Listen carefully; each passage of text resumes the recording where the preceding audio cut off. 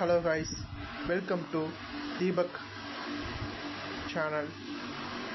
நம்ம இன்னைக்கு என்ன பார்க்க போகிறோம்னா, நம்ம சாட்டர்டேயில் நம்ம எழுதின டிஎன்பிசியோட குரூப் 4 அந்த எக்ஸாம்ஸோட நான் எப்படி ப்ரிப்ரேஷன் பண்ணேன், எனக்கு இந்த எக்ஸாமில் எது எது கஷ்டமாக இருந்துச்சு, ஓகே என்ன மாதிரி கட் ஆஃப் வரும், அதுக்குண்டான டீட்டெயில்ஸ் இது இந்த வீடியோவில் ஃபுல்லாக பார்ப்போம். வாங்க நம்ம வீடியோக்குள்ளே போகலாம். நான் டிஎன்பிசிக்கு எப்படியும் ஒரு 2 years கிட்ட நான் படிக்கிறேன். நான் டிஎன்பிசியில் ஓகே எப்படி கொஷின்ஸ் நான் 2 வருஷம் கொஷின்ஸ் பார்த்தனால எனக்கு இந்த மட்டும் எனக்கு எப்படி கொஷின்ஸ் கிளியராக வரும்னு எனக்கு ஒரு ஐடியா இருந்துச்சு.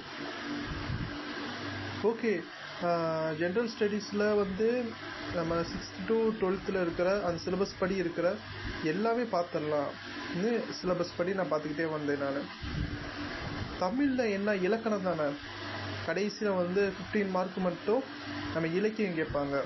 தமிழில் நம்ம இலக்கணம் படித்தா போதும், கிளியர் பண்ணிடலாம். மேக்ஸில் 10th வரைக்கும் இருக்கிற ஸ்கூல் புக்ஸில் இருக்கிற மேத்தமெட்டிக்ஸ் மட்டும் பார்த்தாலே போதும்னு அந்த சிலபஸ் படி கொடுத்துருந்தாங்க. சரி, அந்த சிலபஸ் படி தான் பார்த்துட்டு போனோம். நான் மட்டும் இல்லை, எல்லாருமே டிஎன்பிசி எழுதின எல்லாருமே அந்த சிலபஸ் படி தான் பார்த்துட்டு போனோம்.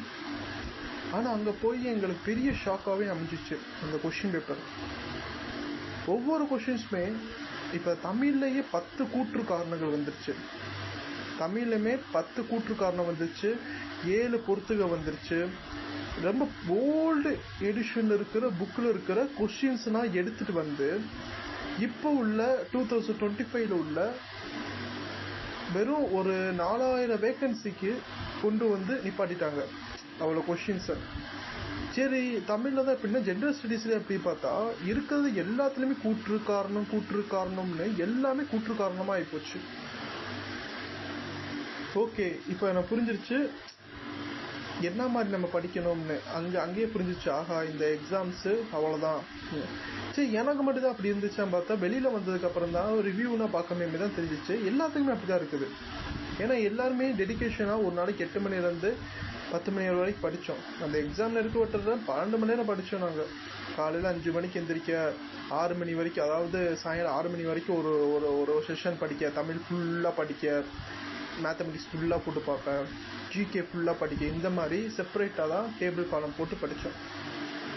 எங்களுக்கு இந்த கொஷின் பேப்பர் பெரிய ஒரு ஷாக்காகவே, எங்களுக்கு ஸ்டூடெண்ட்ஸுக்கு, இந்த டிஎன்பிசியவே நம்பி இருக்க ஸ்டூடெண்ட்ஸுக்கு ரொம்ப பெரிய ஷாக்காகவே அமைஞ்சிச்சு.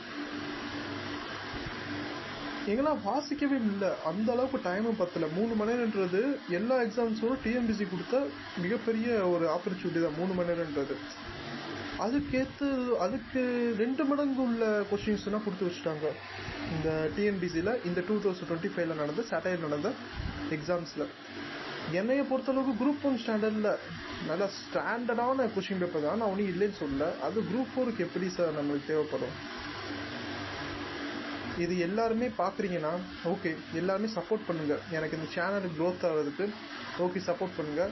டிஎன்பிசி ரிலேட்டடாக இப்போ தான் நான் இந்த வீடியோஸு நான் போட ஆரம்பிக்கிறேன். நீங்கள் சப்போர்ட் பண்ணிங்கன்னா மேற்கொண்டு இருக்கிற ப்ரீவியஸ் கொஷின் பேப்பர், மேத்தமெட்டிக்ஸோட ட்ரிக்ஸு, நம்ம எப்படி ஜிகேவை ஒரு கன்சியூன்ஸாக நம்ம கொண்டு போகிறது, அதுக்குண்டான வீடியோஸு தொடர்ந்து வந்துக்கிட்டே இருக்கும். நீங்கள் இதை எனக்கு சப்போர்ட் பண்ணிங்கன்னா ஓகே, ஒரு ஸ்டூடெண்ட்டு நல்லபடியாக மேலே வர்றதுக்கும் டிஎன்பிசி உதவியாக இருக்கும் நம்புகிறேன் நான். தேங்க்யூலா, எல்லாருக்குமே நன்றி. இந்த வீடியோவுக்கும் சப்போர்ட் பண்ணுங்கள், சப்ஸ்கிரைப் பண்ணுங்கள் அண்ட் ஷேர் பண்ணுங்கள், லைக் பண்ணுங்கள். தேங்க்யூ.